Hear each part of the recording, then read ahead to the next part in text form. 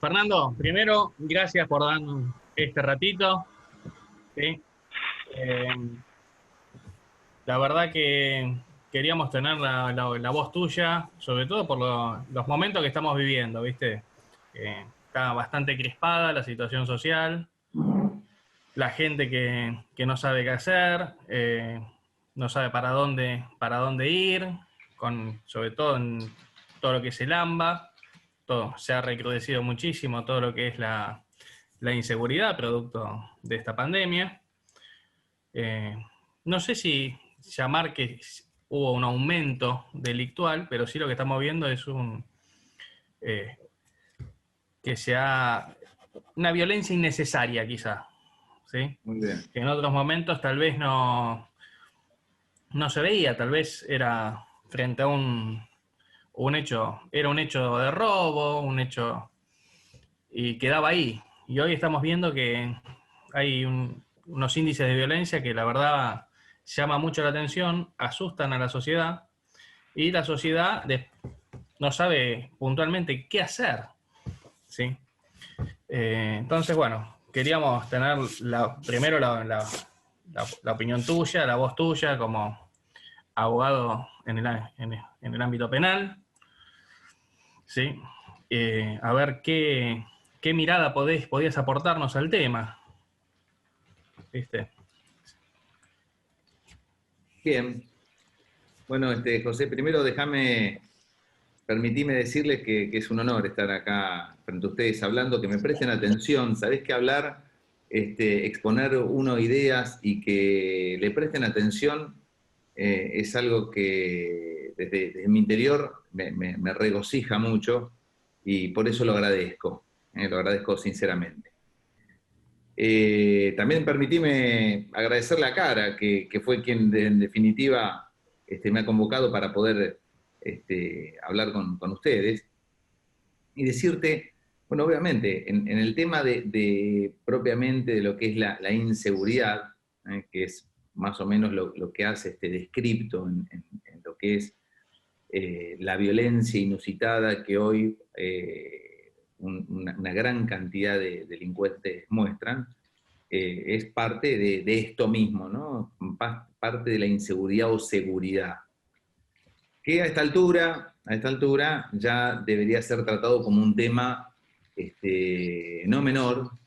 Yo soy uno de los que empuja a tratar la inseguridad como una ciencia.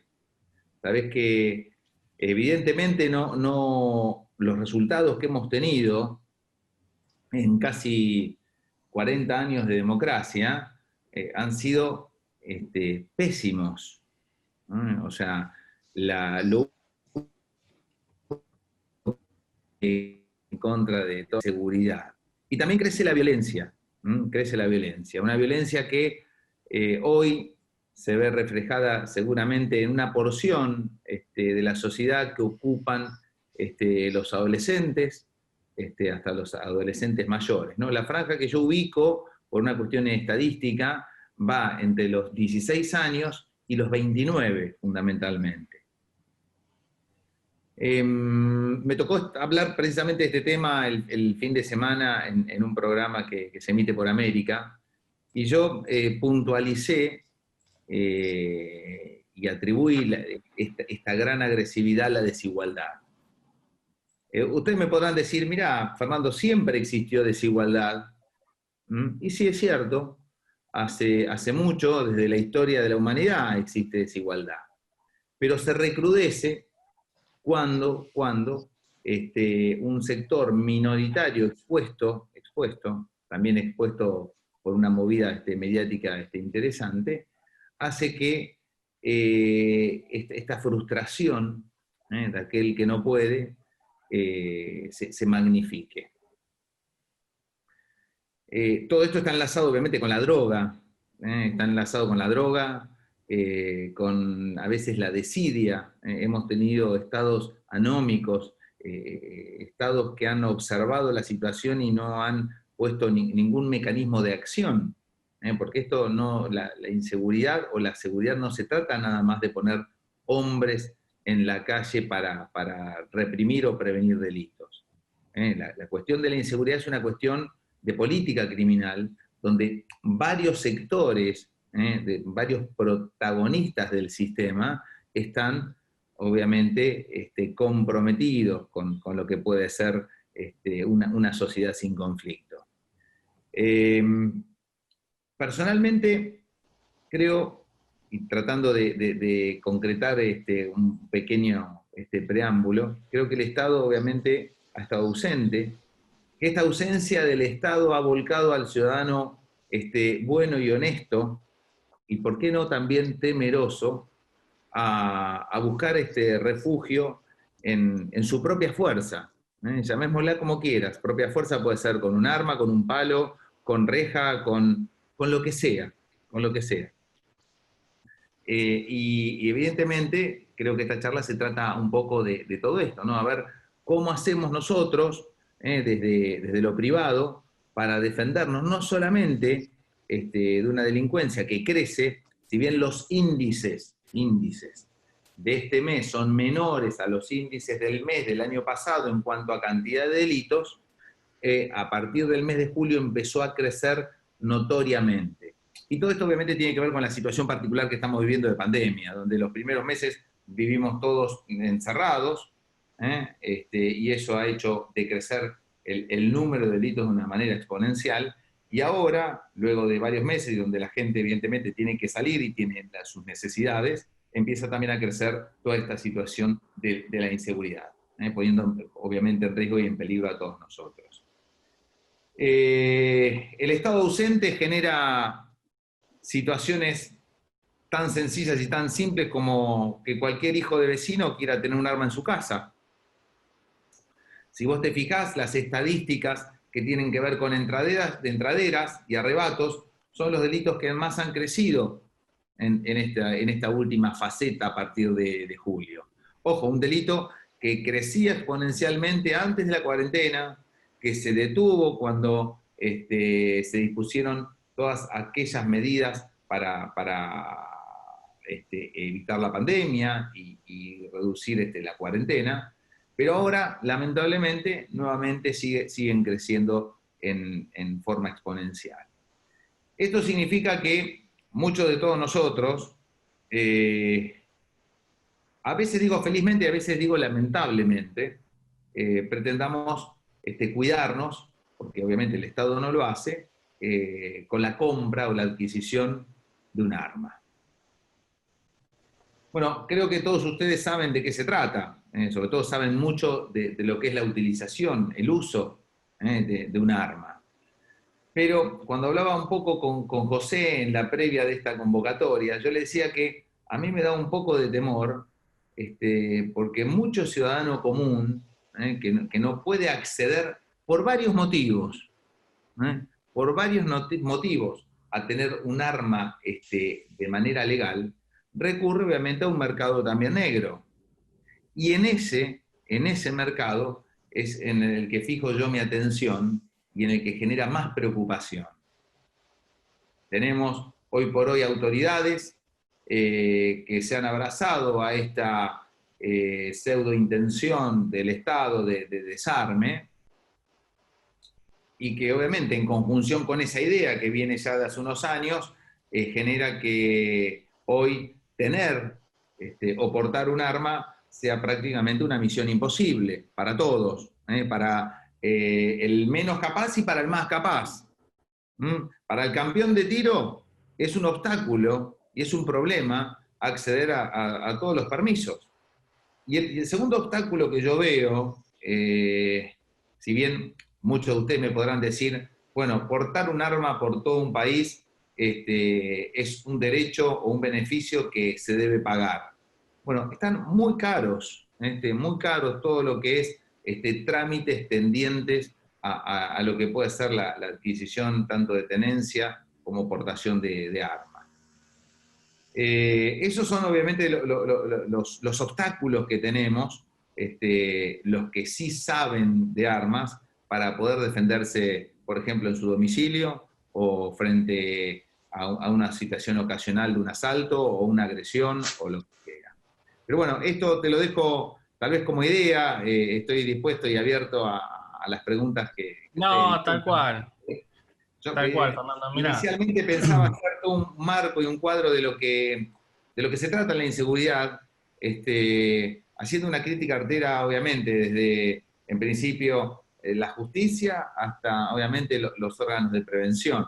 Pero sé que los voy a cansar un poquito. Entonces, si quieren, para hacer una charla un poco más móvil y más divertida, yo estoy acá atento a las preguntas que se les ocurran o quieran hacer y que obviamente nos sirvan a todos para avanzar un poquito más No, en todo esto mirá. que es el noble deporte, porque yo realmente lo veo como un deporte muy noble, que es el de tiro.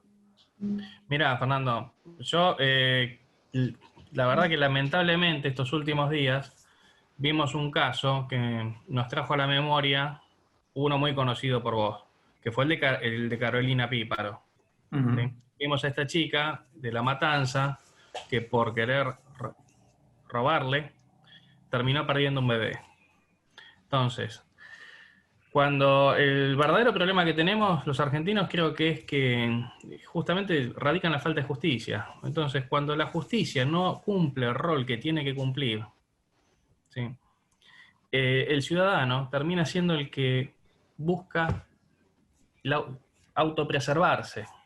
Y el único camino que conoce frente a esa autopreservación es muchas veces tener que repeler violencia con violencia, cuando en realidad lo que tendría que haber es una política criminal y una justicia direccionada a evitar, a la prevención, a sacar al tipo del delito y llevarlo hacia otro lugar, que es lo que no estamos viendo, pero ya hace muchos años que no lo vemos.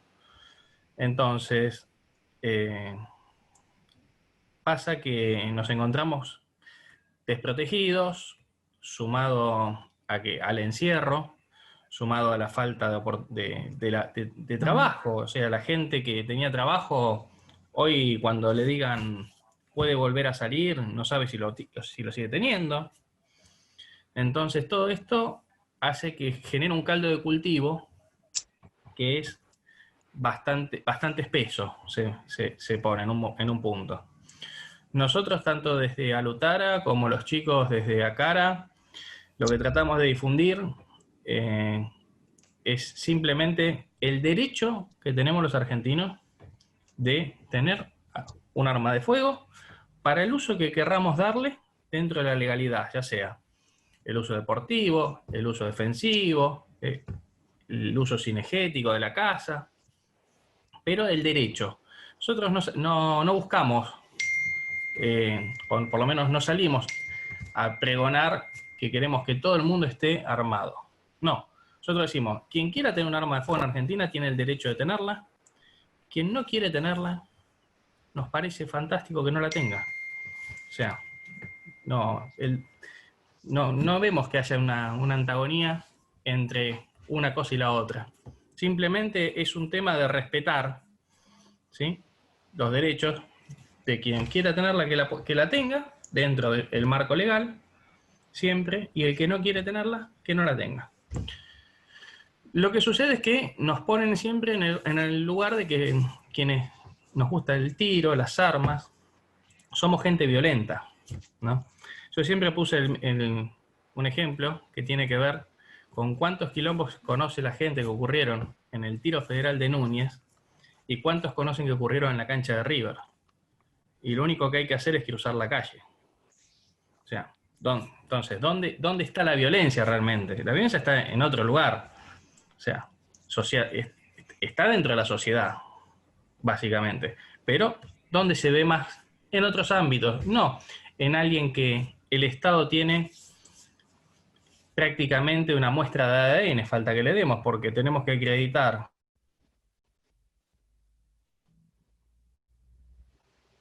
Parece que se tildó. Se le cortó sigo yo. Dale. Ahí. Sí, tenemos que acreditar una serie de requisitos que vos tuviste que acreditar, como todos los legítimos usuarios o quienes pretenden serlo, para poder acceder a esa categoría y poder adquirir armas. Y parafraseando un poquito lo que estaba diciendo José María y que comenzaste bien a decir vos, es una cuestión social, pero la asociación no va a modificar a la sociedad.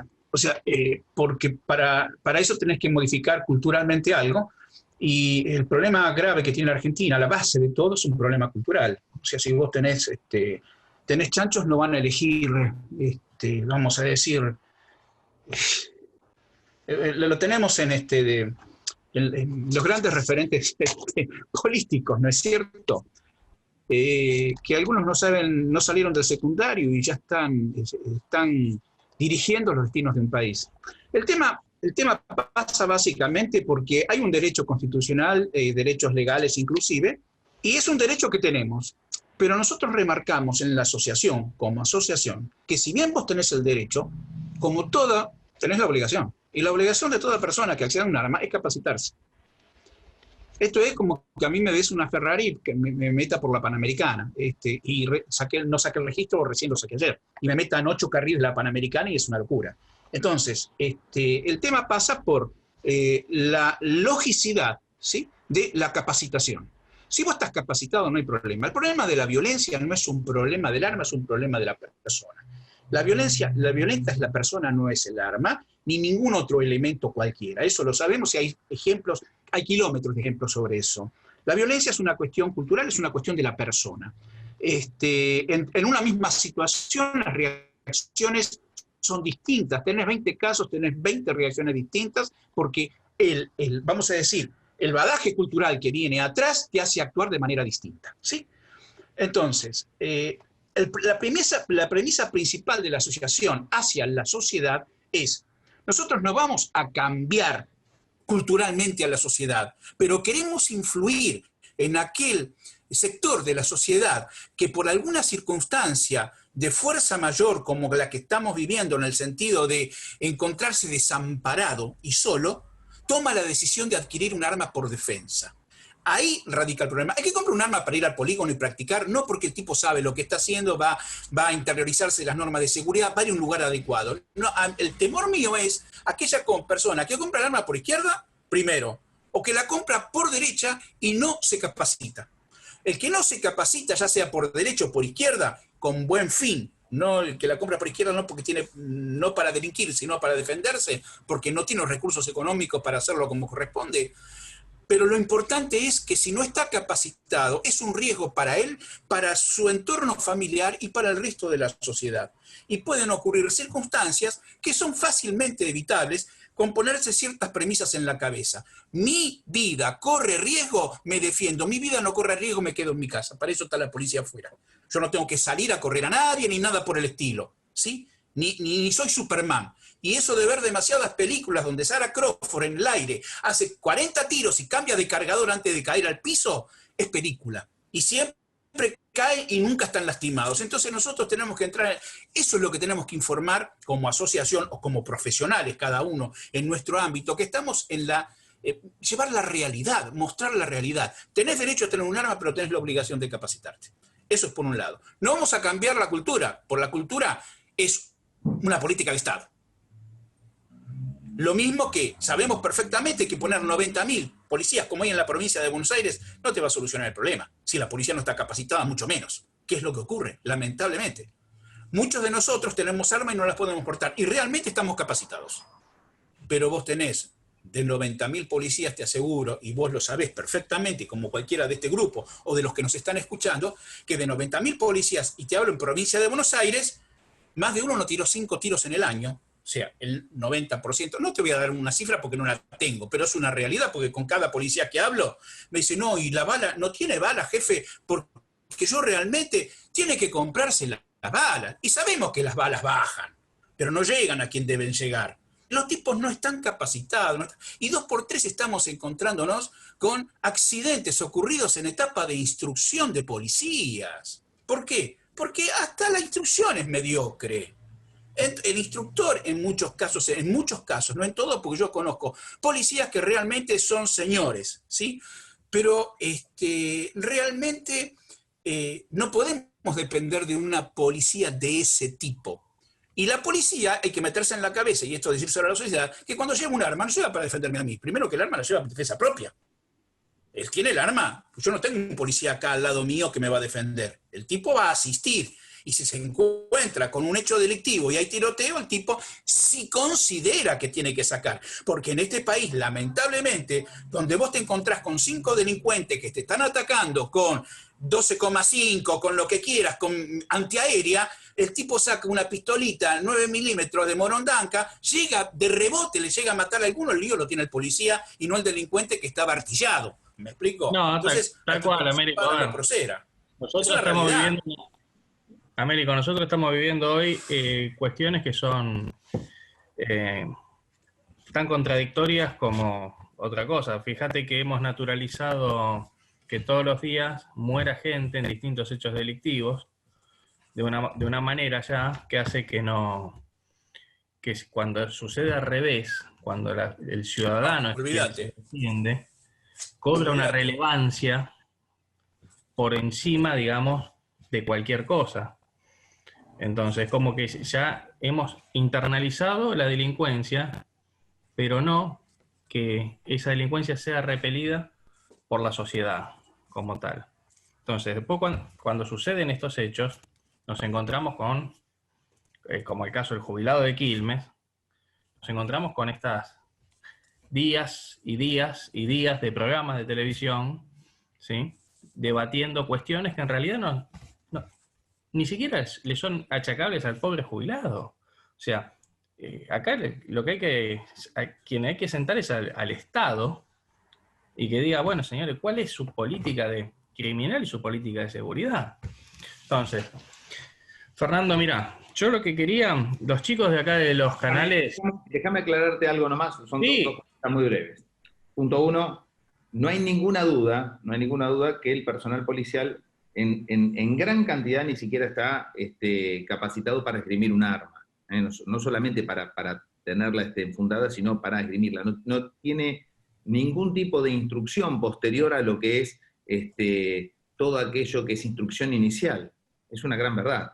Es más, nosotros ya hace tiempo estamos tratando de llevarle polígonos virtuales a la policía para que por lo menos en su vida el policía tenga en un año no menos de 100 o 200 disparos, que es una situación inviable para el policía e inviable económicamente para la provincia o para cualquier estado. O sea, lamentablemente no tenemos.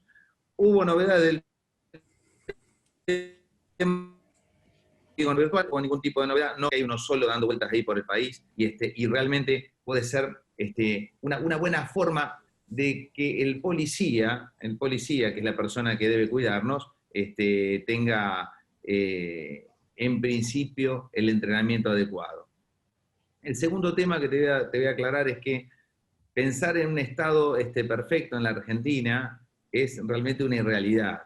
Y no es una realidad de pocos años, es una realidad ya de cara al futuro prácticamente imposible de realizar.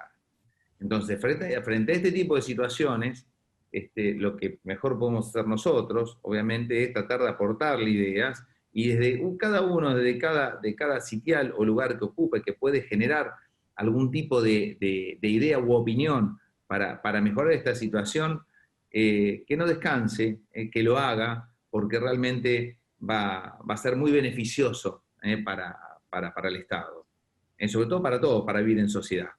Tratar de vivir en un país con mediana seguridad es otra irrealidad.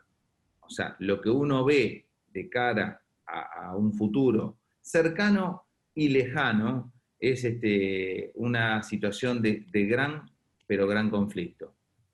La idea del mercado negro es lo que a mí me preocupa, porque es esa persona que no tiene ningún tipo de instrucción, no conoce de armas, desconoce de municiones, desconoce ese enlace entre el hombre, la munición y el arma propiamente dicha. Entonces, cuando a mí me preguntan, ¿nos tenemos que armar? No, a esa persona yo no la quiero armada, porque esa persona pone en peligro y en riesgo, como muy bien dijo el doctor, a sí mismo, a su familia, a los vecinos y totalmente a todos. Tal cual.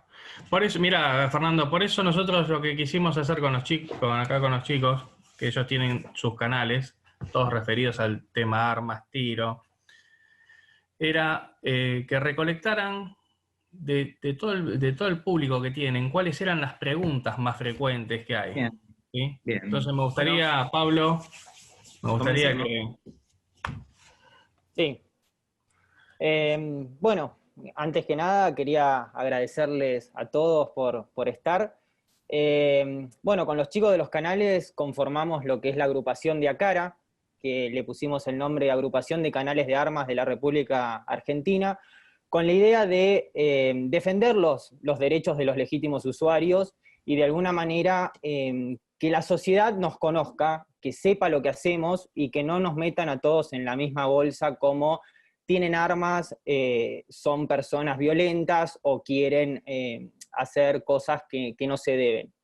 Entonces, bueno, básicamente con lo que decía el doctor Burlando, en relación a la gente que tiene armas, yo separaría en relación a lo que son los legítimos usuarios, que tienen todo en regla, que se capacitan, que tienen la idoneidad en el uso y manejo de armas de fuego, y la gente que simplemente va, se compra un arma porque tuvo un hecho de inseguridad, la guarda en un cajón y nunca tiró un tiro en su vida. Entonces ahí esa persona que no está capacitada y no tiene entrenamiento va a tener un riesgo para ella misma y para sus familiares y el entorno de la sociedad. Entonces creo que habría que dividir eso. Nosotros acá en los canales, la mayoría vamos seguido a disparar, y haciendo la comparación con el tema de la policía, quizás entre nosotros hay algunos que disparan 500 tiros por semana, y algunos efectivos policiales tienen esa cantidad en un año, o incluso ni siquiera se acercan. Entonces esa es la diferencia. Exacto. Entonces esa es la diferencia entre estar capacitado, tener la posibilidad de demostrar que uno tiene armas y las sabe utilizar y sabe discernir cuándo utilizarla, porque eso es muy importante. No quiere decir que si uno tiene portación y se encuentra en un hecho de inseguridad, enseguida va a sacar su arma. Tiene que analizar psicológicamente, estar preparado, analizar y ver cuál es la posibilidad de, incluso teniendo portación y teniendo un arma, salir de esa situación sin necesidad de disparar un tiro. Entonces, quizás ahí hay que hacer hincapié. Así que bueno, no sé, José María, si preferís que empecemos con las preguntas. Sí. Pregunta Pablo. Bueno, mi canal en YouTube se llama Stopping Power. Hace ya varios años que estoy con esto, intentando difundir, que la gente conozca lo que es ser legítimo usuario y tener armas. Y bueno, a lo largo de este tiempo me estuvieron llegando varias preguntas, y una de ellas, que me preguntaron bastante, y me da curiosidad saber qué opina el doctor Burlando, es si un legítimo usuario solicita la aportación de armas cumpliendo todos los requisitos legales, o sea, idoneidad, el tema físico, psicológico, y ANMAC, sí, todo. Todo. O sea, es una persona que puede comprobar sin ningún tipo de duda que está capacitada. Y ANMAC responde de forma negativa. O sea, según la opinión, usted considera que si la persona tiene que hacer uso del arma, ¿puede en la defensa utilizar este argumento? Es decir, yo solicité la aportación, pero no me la dieron por la burocracia que hay, y yo tuve que utilizar el arma. ¿Hay un atenuante? ¿Hay alguna posibilidad de decir, yo la solicité y no me la dieron, pero tuve que portar igual por una situación ajena a mí? Mirá, yo te voy a contar algo que tiene que ver con una realidad. A veces, varios de los ejemplos que José me pasaba, tienen que ver con algo tan simple como, no sé, como tener licencia para conducir. En el caso, obviamente, de que vos tengas que utilizar un arma y no estés con las autorizaciones correspondientes, no tengas duda, vas a tener un problema. No importa lo noble del acto anterior, sí te digo que después vas a tener un problema con la justicia.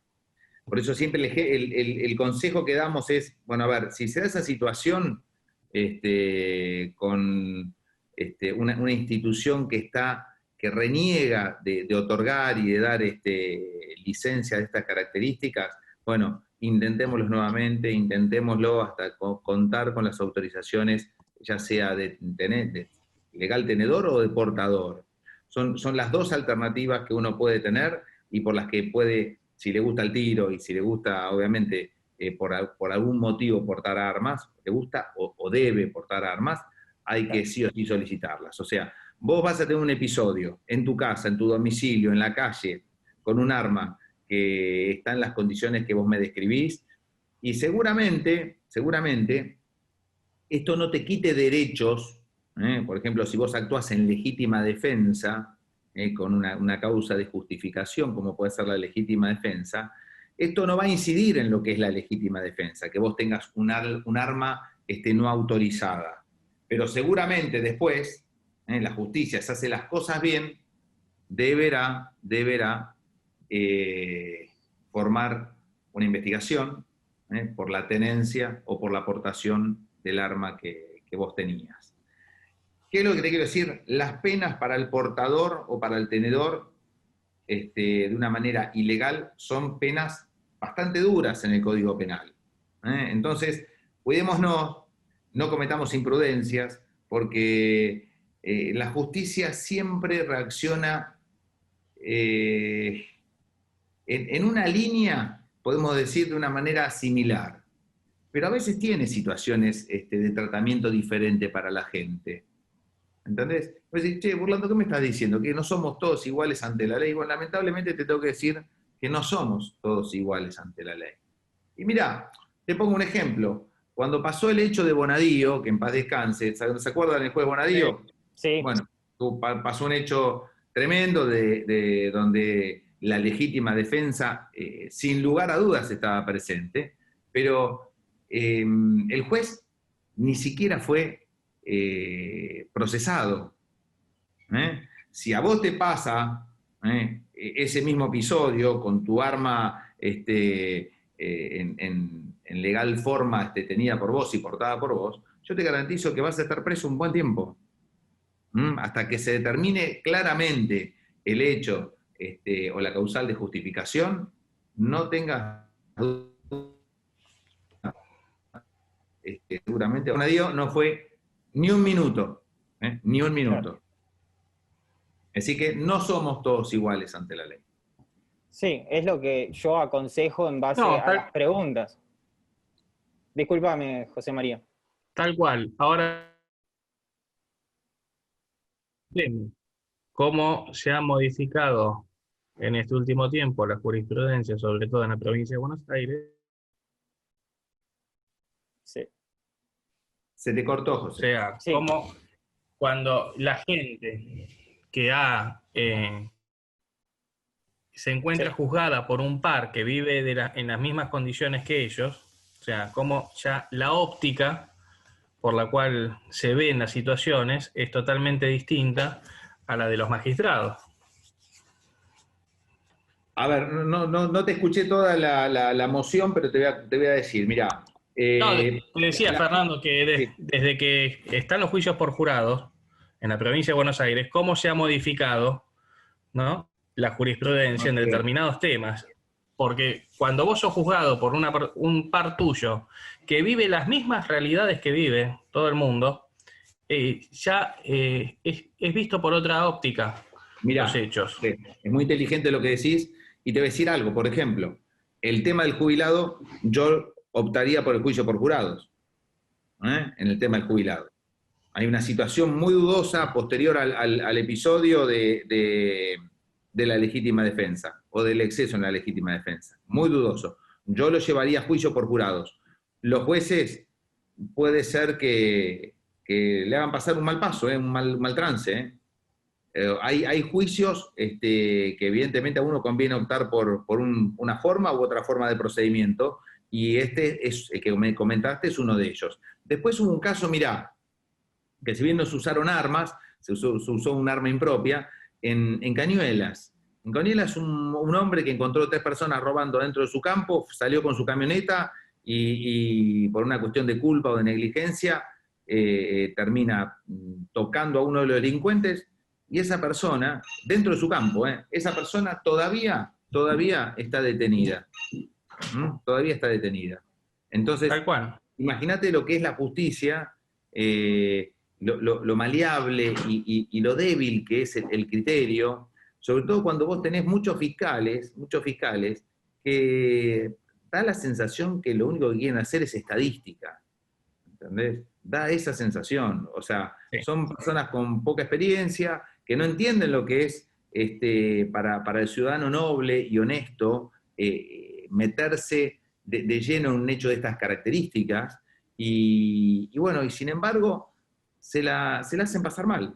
Este hombre en Cañuelas, por ejemplo, es un empresario de agrícola y está todavía preso, y no creo que salga por mucho tiempo. Esa es la perspectiva que nosotros observamos. Entonces, el impacto de los medios es importante, el juicio por jurados es determinante. Ahora, ¿vos por qué creés que todavía no lo tenemos instaurado en todo el territorio, ¿no? O sea, ¿es por un tema de pérdida de poder de los jueces? No, mira, esto tiene que ver con un sistema procesal. La reforma procesal, una vez que todos los países latinoamericanos ganaron democracia, la idea fue inicialmente instalar el sistema acusatorio. En el sistema acusatorio está precisamente esa chance, esa posibilidad también de terminar con el juicio por jurados. Casi todas las constituciones de los países, no de Europa, latinoamericanos, tienen desde sus orígenes, imagínate Argentina del 50, mira hace cuánto tiempo, del 850, tienen establecido el juicio por jurados. Muchos son reacios a este tipo de juicios por diversos motivos.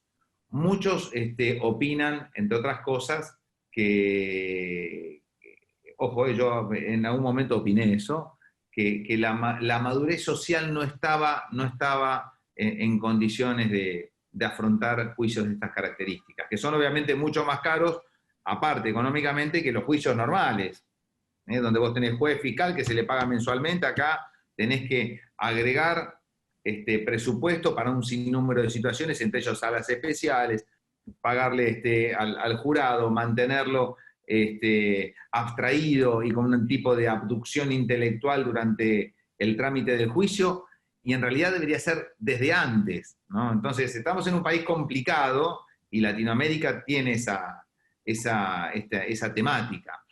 Por otro lado, vos pensás que venimos de un sistema muy inquisitivo, y ese sistema generó que, por ejemplo, cuando uno instaló el sistema acusatorio, lejos de reformular la actividad del fiscal, había países, por ejemplo Chile, que tenía 2 o 3 fiscales para todo el territorio. O sea, el que mandaba era el juez de instrucción. Entonces, vos tenías una justicia muy injusta donde el juez decidía todo. A quién ponía preso y a quién condenaba. Imagínate que el mismo juez que te metía preso, después tu causa llegaba a sentencia.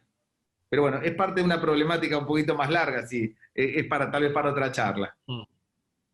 Pero va a demorar que todo un país tenga este sistema. Vos sabés que las provincias son, en definitiva, técnicamente, las que proveen de este tipo de juicio. Esto no es una cuestión que nacionalmente se pueda cambiar para todo el país, sino cada provincia tiene que elegir su procedimiento. Y vamos en ese camino, va en el camino primero acusatorio y después el juicio por jurados, pero esa es la tendencia, lenta como tortuga, pero es la tendencia.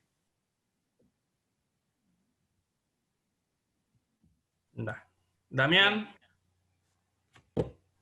Hola, ¿qué tal? Se había cortado, por eso no sabía que me habías nombrado. Muchas gracias por esta oportunidad.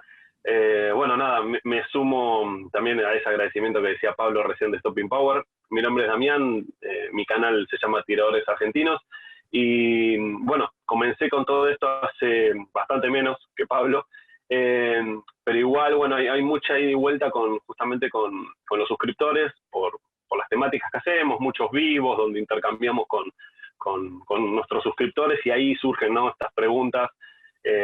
Y la que quería traer hoy era, aprovechando justamente al doctor Burlando con la vasta experiencia que tiene, era ir bien concreto a si conoce algún caso real, porque eso creo que es lo más rico.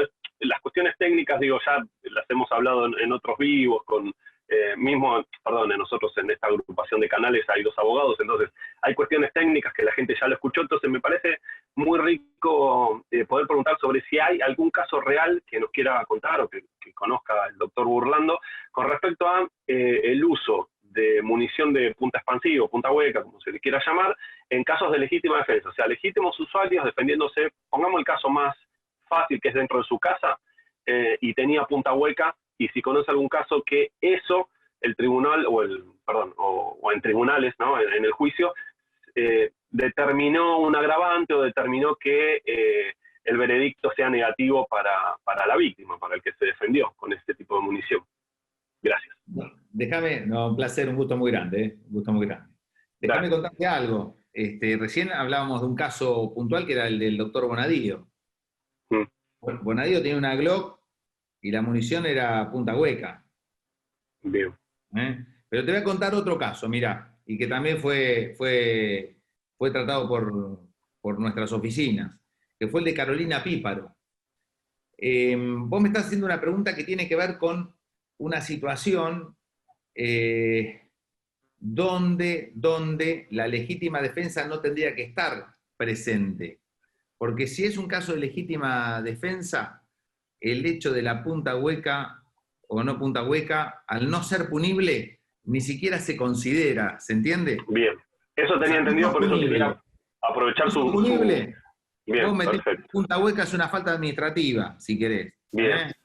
Pero nada más que eso, y desde el punto de vista legal, no hay casos, porque incluso yo soy un estudioso de la situación, que hayan perjudicado a nadie ni hayan variado la situación de justificación o de estado de necesidad.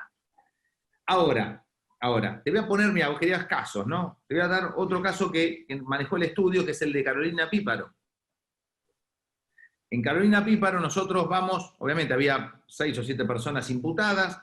Cuando le solicitamos pena, nosotros pedimos la pena de reclusión perpetua, y así salió en el tribunal oral. Y te voy a contar algo.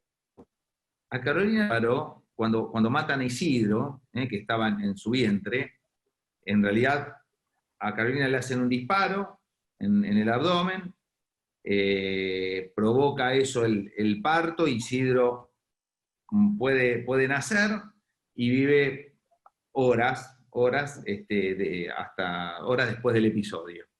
Bueno, en ese caso, también se utilizó, era una pistola de calibre chico, pero con punta hueca. Obviamente ustedes saben más que yo qué es lo que genera la punta hueca. Sí. Yo voy a tratar de conseguirles esa pericia, porque precisamente determina la pericia médica los efectos de un proyectil de estas características. Porque el proyectil se introduce en el cuerpo y lejos de tener una dirección empieza como loco a dispersarse por todo el organismo de la víctima. Por todo el organismo de Carolina.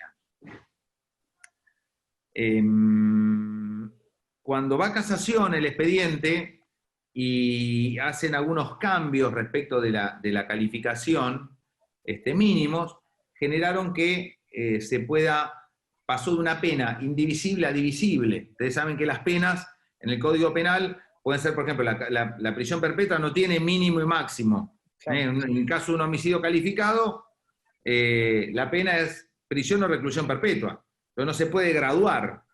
Pero al transformar la pena, en divisible, lo que hizo el Tribunal de Casación fue precisamente valorar la agravante de la punta hueca del proyectil.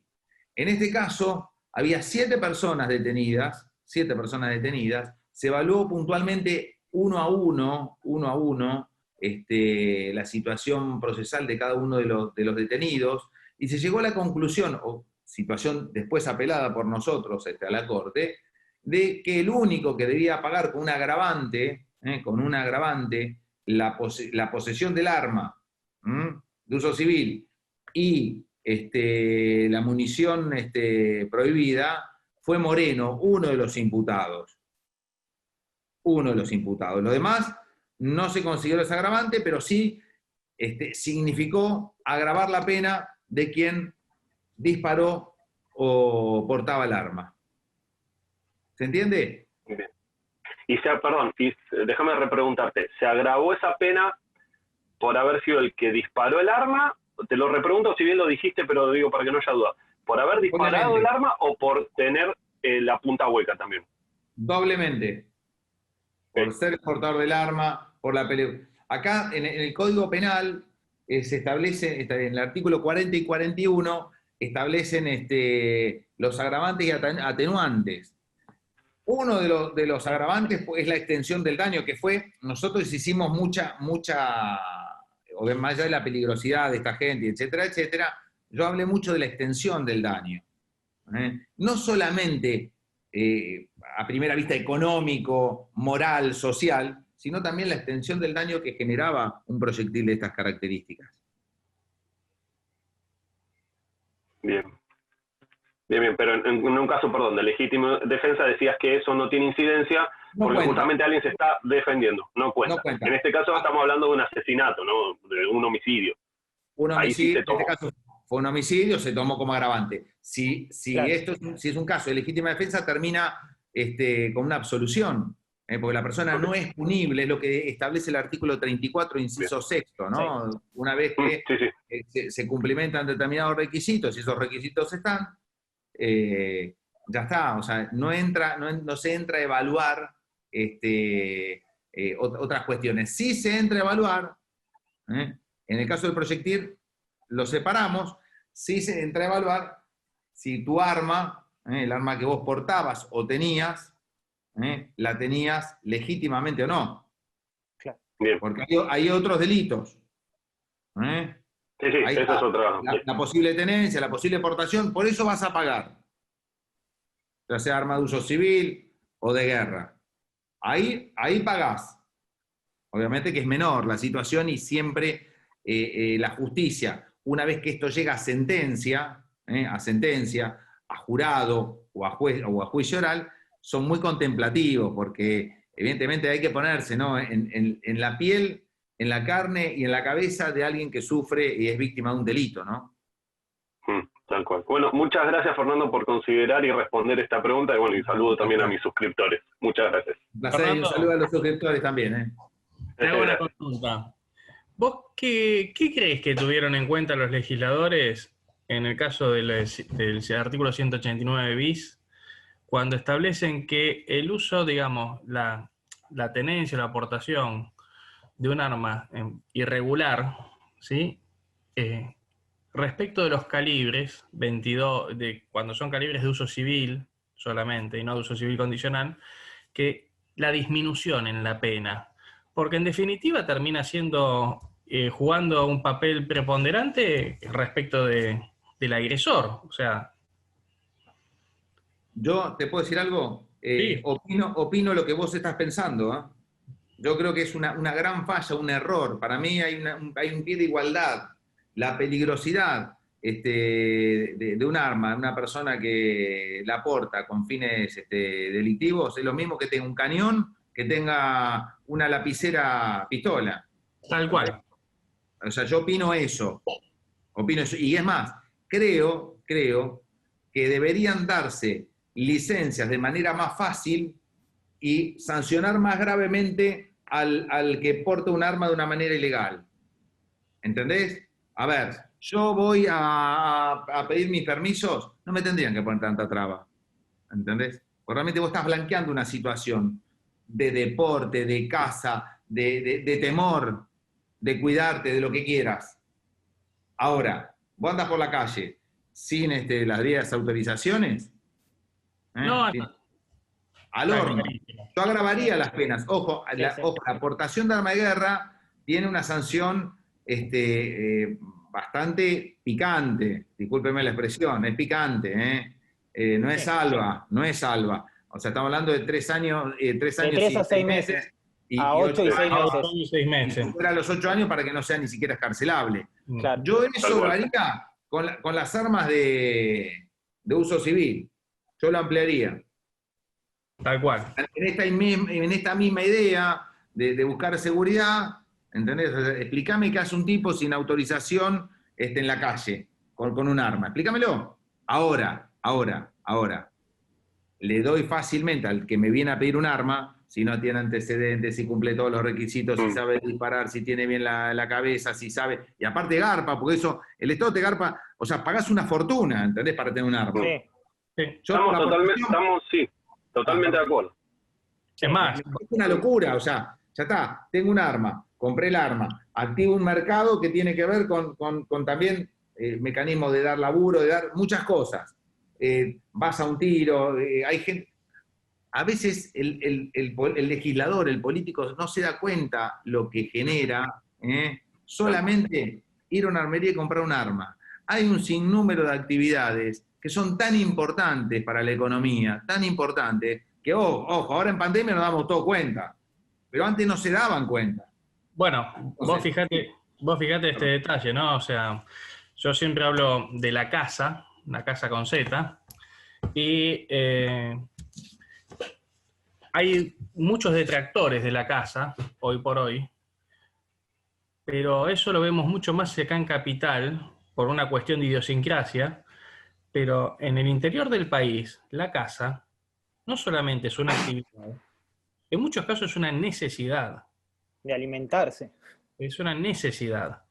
Entonces, un poco nosotros lo que le planteamos al organismo es justamente que la condición de legítimo usuario tiene que ser accesible, porque la accesibilidad del legítimo usuario lo único que nos va a generar es tener un mercado blanco.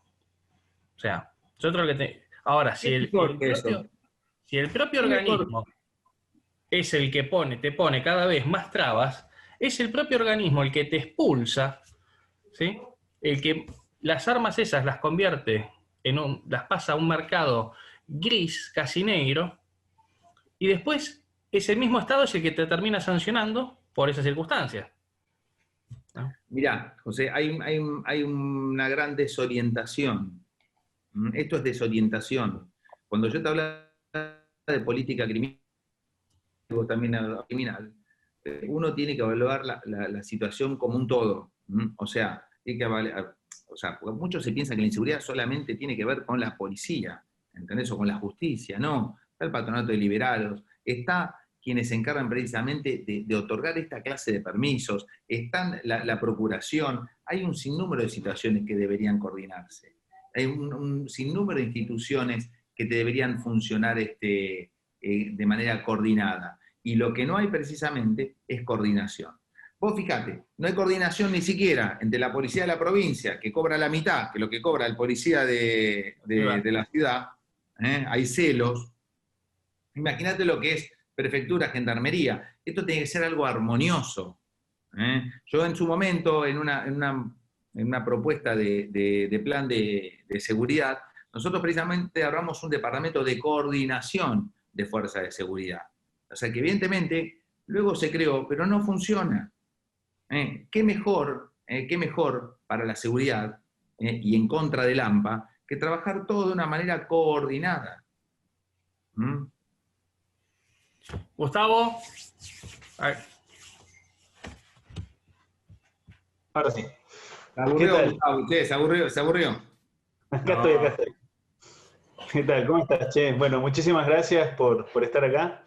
Yo lo que quería preguntarte es, en tu experiencia, como abogado y como ciudadano y como persona que ya ha vivido unos cuantos años acá en Argentina, ¿cómo ves vos a futuro el panorama legal de los legítimos usuarios en cuanto a los derechos que tenemos, teniendo en cuenta que cada vez hay más políticas desarmistas, no solo en la Argentina, sino en el mundo?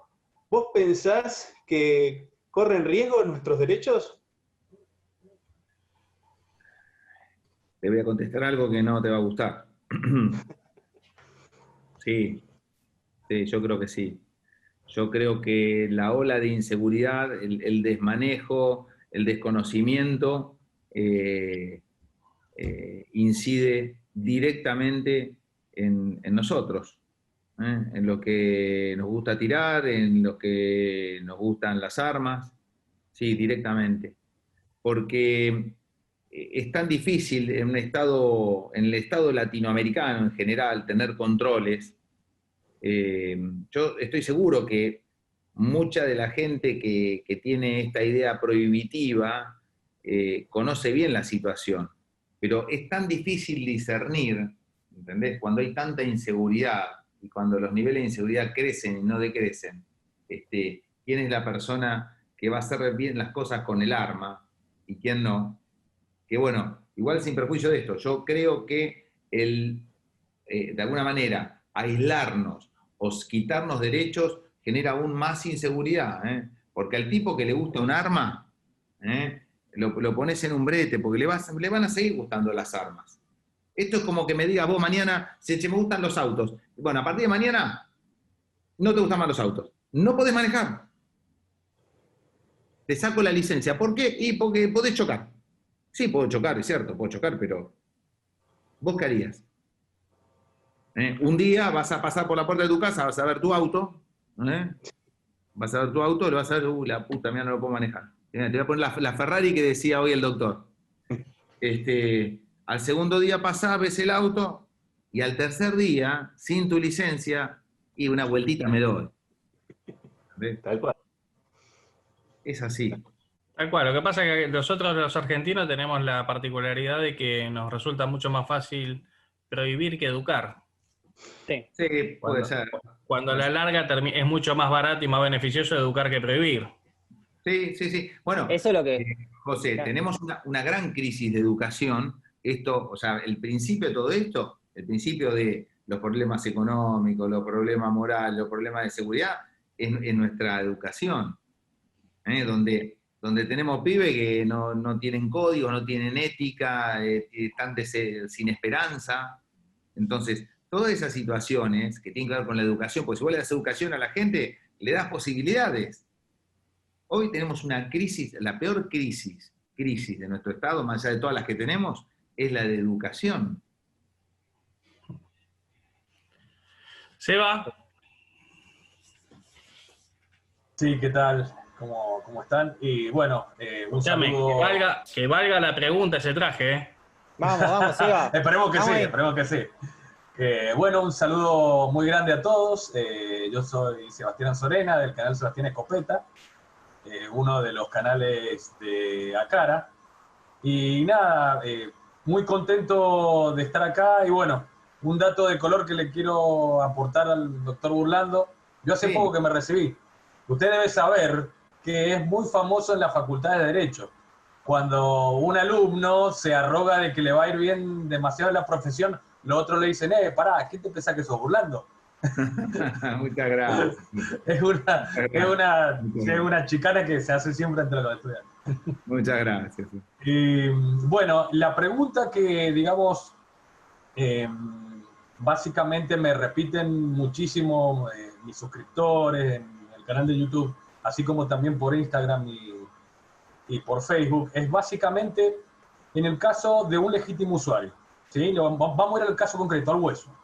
En el caso de un legítimo usuario, ¿sí?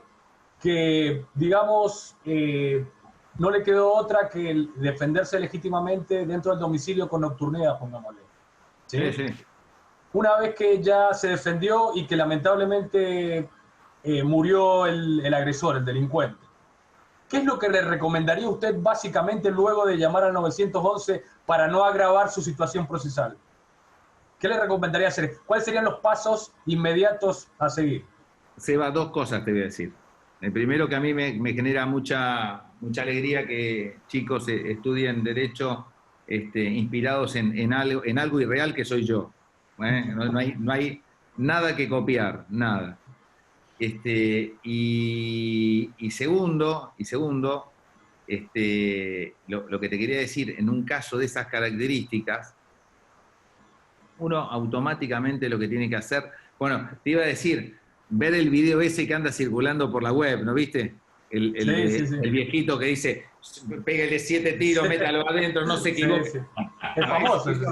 Eso precisamente, muchachos, no es lo que hay que hacer. Lo que hay que hacer es ponerse a disposición inmediatamente en manos de la justicia, tratar de ser lo más claro posible, cuando llega el personal policial, tener todos los permisos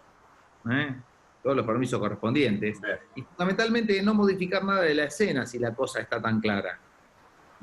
Y sí, ustedes que son conocedores de la situación, automáticamente declarar, pedir a gritos la libertad, y si hay algún inconveniente para todos los que estén acá presentes, llámenlo a Burlando, que va a estar también ahí desinteresadamente con ustedes.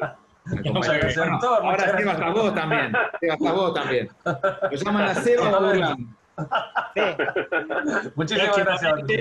Próximamente vamos a tener el convenio en el cual los socios de Alutar y de Acara van a tener descuento acá en el estudio del doctor.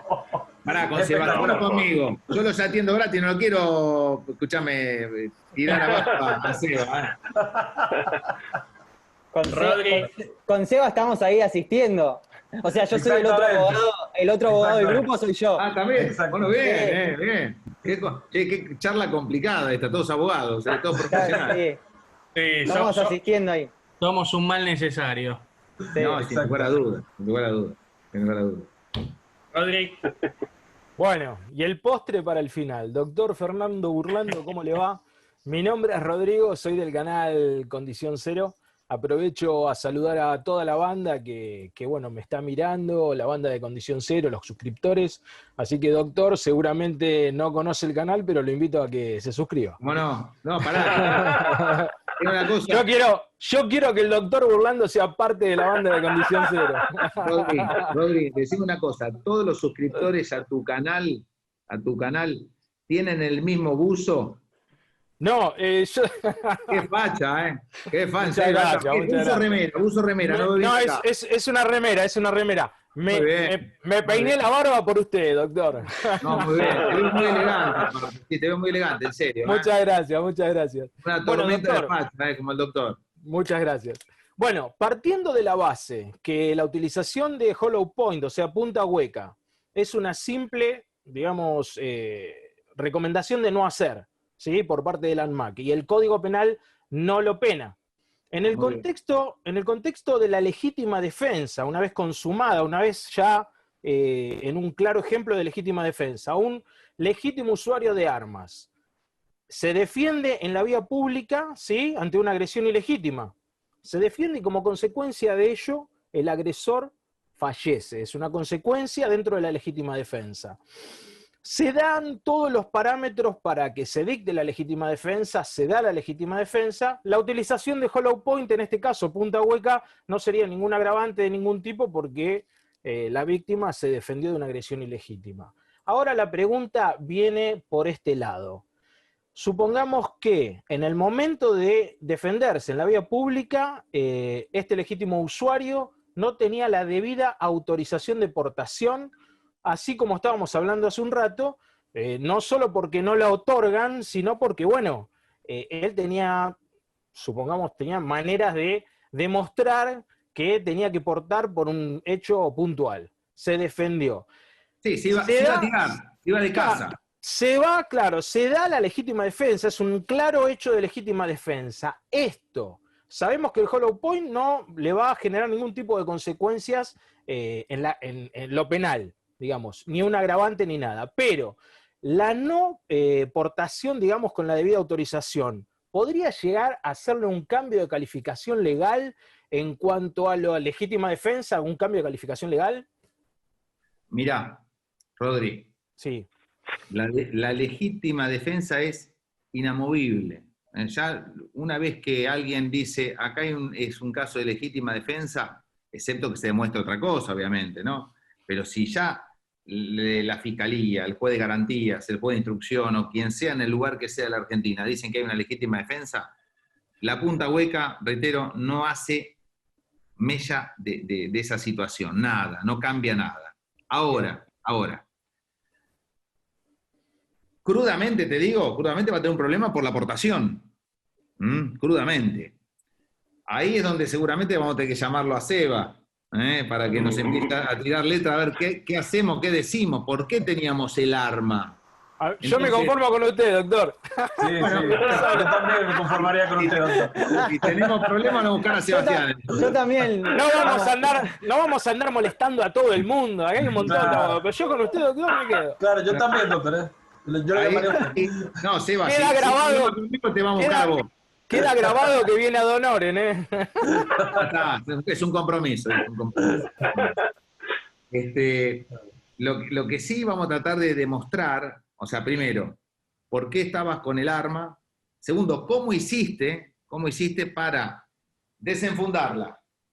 Ir a buscar las municiones, meter las municiones y tirar y que todo eso encuadre en una situación de legítima defensa. Porque eso es lo único que me hace un poquito de ruido del ejemplo que das. ¿Se entiende? Sí. Entonces, vamos a tener que ser muy hábiles y ustedes, que son quienes manipulan diariamente o cotidianamente armas, pueden inspirar muchas ideas para, de alguna manera, conjugar todo y hasta incluso zafar de lo que puede ser la posible portación de arma de guerra.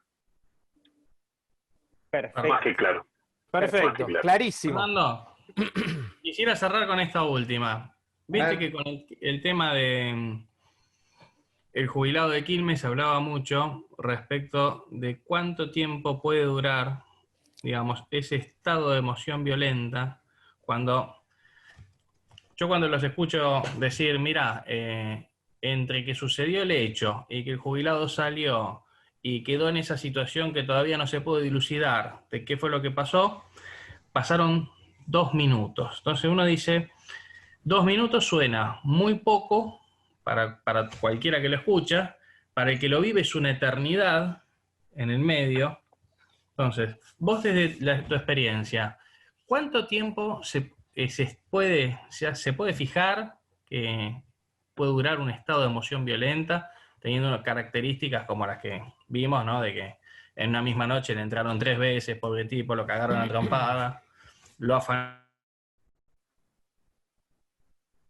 Se le entrecortó de nuevo. Un poquito. Bueno, Vamos a tener que pagarle internet a Josema, me parece. Vamos a hacer una vaquita, José María. Quédate tranquilo, José. En serio, vamos a hablar vamos a hacer un subsidio, José. Dale. Y de paso, Rodri también. Yo ya no tengo más problemas, Yo ya no tengo más problemas. Bueno, mirá, te puedo describir 3 situaciones. Primero la real, segundo la irreal, y tercero la ideal, o hasta incluso la que puede opinar, lo que puede llegar a interpretar la justicia. Son varias. A ver, cuando uno le toca defender una situación de esas características, o sea, es bárbaro siempre defender a quien tratás de incorporar o de empujar a una legítima defensa. Y después les voy a contar un ejemplo que me pasó de un caso real que también para cerrar los va a divertir mucho. Pero mira, en un caso de esas características, yo voy a tratar de que si estuvo 7 horas dando vueltas buscando al último chorro, voy a tratar de que esté dentro de lo que es un episodio de emoción violenta, porque si no, es un crudo y real asesinato. No, es un fusilamiento. O sea, vos ves el video y decís, acá este hombre lo fusiló de una manera. Y en realidad, vos me preguntás, ¿puede estar emocionalmente? No tengas duda que puede, puede. A veces el tiempo, en esto de lo que es la emoción violenta tardía, puede perdurar durante ciertas instancias temporales.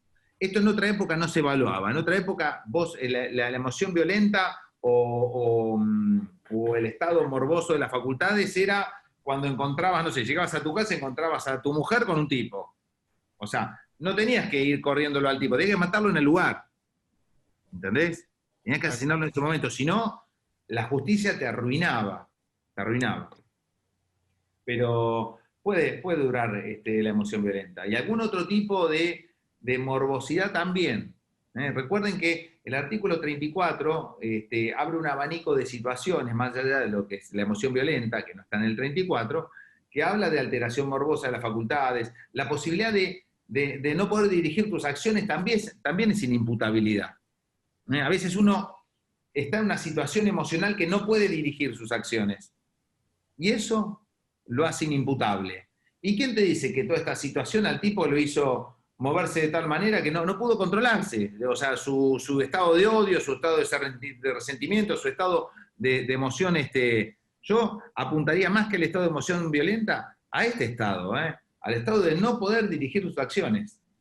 Fíjense después el artículo 34, en el inciso primero, está clarísimo, es fantástico, y te puede dar pie o apertura para otra situación mejor que la emoción violenta, porque primero planteas esto y después planteas la emoción violenta.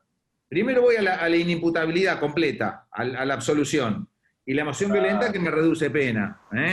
Yo burlando, haría eso, analizándolo así livianamente, ¿no? Sin conocer mucho de la causa. Y le voy a contar una cosita que tal vez le sirva como experiencia respecto de la emoción violenta, ¿no? De la alteración morbosa de las facultades. Hace mucho me tocó defender a un... Yo lo conté esta anécdota, pues es impresionante, todavía estoy impresionado yo. Me tocó defender un funcionario muy alto de una ciudad, de un intendente, y el tipo precisamente se había encontrado en una situación de emoción violenta, que nosotros acreditamos la inimputabilidad, donde se había llegado a su casa y había matado al amante de su esposa. Llegó a la casa, volvió antes, no tiró piedra, no sé qué pasó, abre la puerta, se encuentra a su mujer con el amante. Bueno, un tipo que portaba armas, que manejaba muy bien armas, ¡pum!, le sacude 2 tiros, lo mata, me toca defenderlo. Bueno, durante la defensa, que fue estoy hablando, no sé, menos de un año, realmente fue un juicio bastante rápido, el tipo queda preso, le empiezan a hacer pericias para ver cuál era su estado emocional, y logramos determinar el estado de inimputabilidad. No de emoción violenta, inimputabilidad directamente. Fuimos a lo que te dije yo del artículo 34, fuimos un escalón más arriba.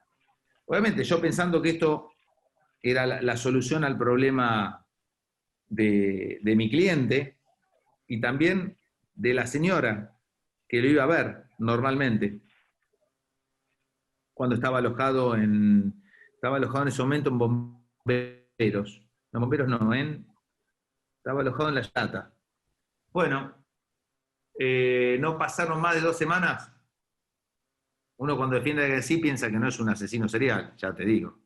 No pasaron 2 semanas que había matado a la mujer también, pretendiendo que lo defendamos nosotros por una situación vinculada a un estado emocional. Hasta el día de hoy me acuerdo, pasó hace muchos años. Todo puede pasar en el mundo del derecho. Se creyó Superman ese. Claro. Sí. Pasó. Bueno, mira, más o menos como para cerrar, recordarle a todo el mundo, ¿sí?, que todo aquel que tenga un arma de fuego, que la tenga con todos los resguardos legales, ¿sí?, con todas las autorizaciones, que Muy bien. no dependamos de la suerte, ¿sí? Desde Alutara, desde la asociación, tenemos a disposición para asesorar a todo el mundo en todas las cuestiones referentes al tema, porque creemos que el único camino es el de educar, es el de capacitar, y no es otro. O sea, no vemos que haya otro camino más que ese. Pedirles a todos, bueno, responsabilidad. Para los que nos gusta esto es un chiche, pero en el fondo no lo es.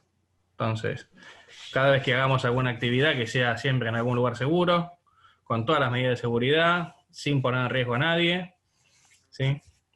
Y bueno, Fernando, José te quiero María. agradecer infinitamente el tiempo que nos diste, ¿sí? Comprometerte a que cuando se levante la pandemia te vamos a invitar a tirar unos tiros. Ni hablar, ¿Eh? supongo. Así que Estaría buenísimo. Totalmente.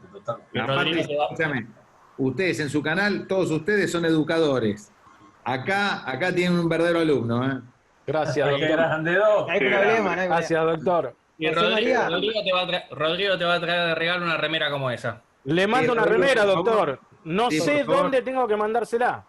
Ah, estudio, vale, al vale, estudio. mira, yo le voy a Mandásela al ahora, estudio. José le va a dar mi teléfono para que lo tengan para lo que precisen. En serio, esto desinteresadamente, ustedes son Gracias, parte de algo que tiene que ver con lo que dijeron, hacer el bien, educar y abrazar a la sociedad. Yo los ayudo de alguna manera, siempre van a tener un amigo para consultar, para lo que necesiten. José Posta. María, Muchas gracias, Gracias, Fernando. doctor. Muchas gracias, doctor.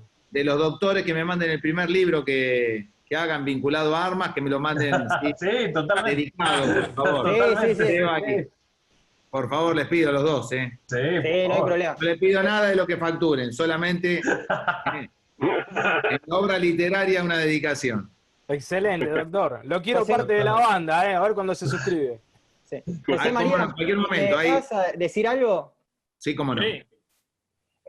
Quería dar como un consejo a la gente que nos sigue, que son bastantes. En mi caso ya tengo más de 80.000 personas en el canal.